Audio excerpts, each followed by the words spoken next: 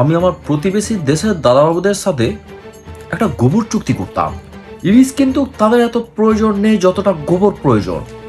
টয়লেটের বিনিময়ে বিদ্যুৎ, দাদাবাবুরা কিন্তু রেল লাইন, রাস্তাঘাট, খোলা মাঠ এসব জায়গা পেলেই হাঁটতে বসে যায়। আজ আমাদের এই শোতে যে মানুষটা রয়েছে, আমার মনে হয় না তাকে নতুন করে পরিচিত করিয়ে দেওয়ার কোনো প্রয়োজন রয়েছে। দাদা, ওয়েলকাম টু দ্য দাদাবাবু শো। সামনে নির্বাচন। আপনি ধরুন আপনি একটা দল দিয়েছেন এবং আপনারা জয়ী হলেন, সরকার গঠন করলে আপনি কি করতেন? দেখুন, আমি যদি নির্বাচিত হতাম তাহলে আমি প্রথমে যে কাজটা করতাম, আমি আমার প্রতিবেশী দেশের দাদাবাবুদের সাথে একটা গোবর চুক্তি করতাম। আর সেই চুক্তিতে থাকতো যে আমরা দাদাবাবুদের চাহিদার তুলনায় বেশি গোবর দেব, আর বিনিময়ে দাদাবাবুরা আমাদেরকে চাল দেবে, ডাল দেবে, পেঁয়াজ দেবে। আপনার কি মনে হয় এই চুক্তিটা তারা করতো?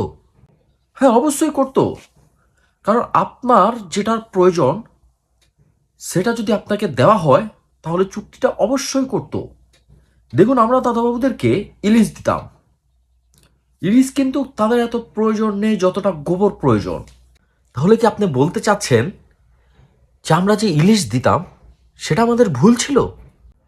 হ্যাঁ, আমি বলবো একটু ভুল ছিল। কারণ আপনার প্রয়োজন গোবর, আপনি তো সেটা ইলিশ দিয়ে পোষাতে পারবেন না। তা আমার চুক্তিটা হবে গোবরের বিনিময়ে চাল, ডাল এবং পেঁয়াজ। দাদা, আপনার কি মনে হয় যে আমরা আর কি কি চুক্তি চাইলে করতে পারি? হ্যাঁ, আমি মনে করি যে দাদাবাবুদের সাথে আরো অনেক চুক্তি করা সম্ভব। যেমন আপনার একটা জিনিস চিন্তা করে দেখতে পারেন, টয়লেটের বিনিময়ে বিদ্যুৎ।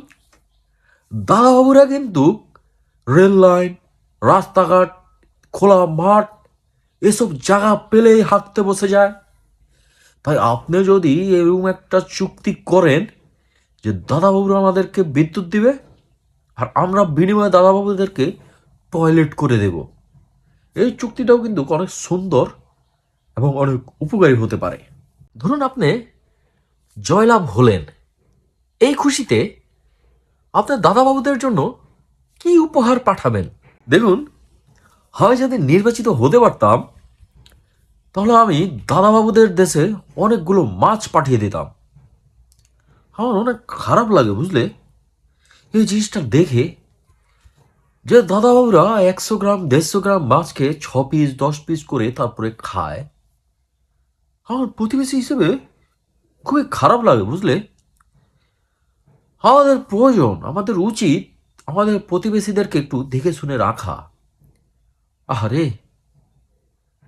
তারা খাদ্যের অভাবে এভাবে খাচ্ছে, এটা দেখলেও তো খারাপ লাগে।